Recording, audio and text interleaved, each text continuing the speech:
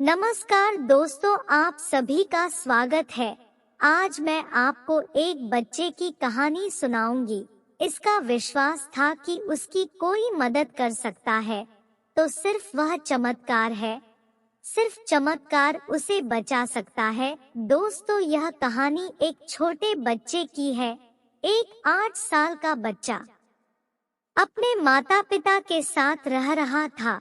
तभी उसके माता पिता ने उसको एक खुशखबरी दी कि बेटा, तुम्हारे बीच में छोटा सा बेबी आने वाला है। तो छोटे बच्चे ने कहा कि मुझे गुड़िया चाहिए जो मेरे साथ खेले। पापा के पास कोई जवाब नहीं था, लेकिन उन्होंने कहा कि ठीक है बेटा, जो भी होगा वह आ जाएगा। तो जैसे जैसे समय नजदीक आया तो बच्चे की मनोकामना से एक गुड़िया का जन्म हुआ।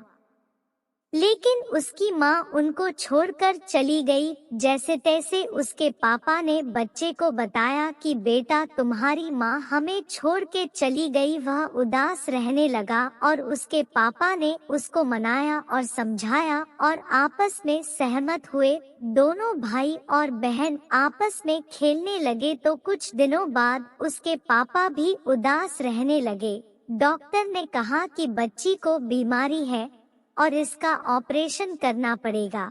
तो उनके पास इतने पैसे भी नहीं थे, क्योंकि परिवार गरीब था। वह बच्चा कुछ नहीं समझता था, ना ही उसके पास कुछ ज्यादा दिमाग था। उसके पास 100 रुपए थे और उसने अपना गुल्लक तोड़ा और वह मेडिकल स्टोर दौड़ पड़ा। उसने मेडिकल स्टोर के अंकल से कहा कि अंकल, मुझे चमत्कार वाली दवाई दे दो।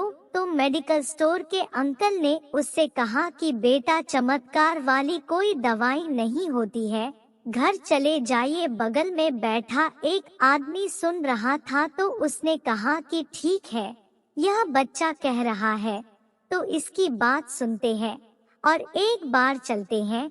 बच्चे ने कह दिया था कि चमत्कार वाली दवाई उसको इसलिए चाहिए क्योंकि उसके पापा कहते हैं कि अगर तुम्हारी बहन को कोई बचा सकता है तो फिर चमत्कार बचा सकता है। तो इसलिए उस आदमी ने उस पर भरोसा किया कि चलिए एक बार अस्पताल चलकर देखते हैं।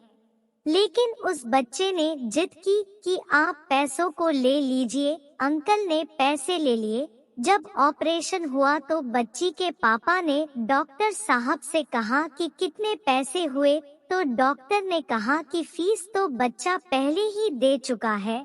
यह अंकल और कोई नहीं, वो डॉक्टर ही थे जिन्हें भगवान ने चमत्कार करने के लिए भेजा था।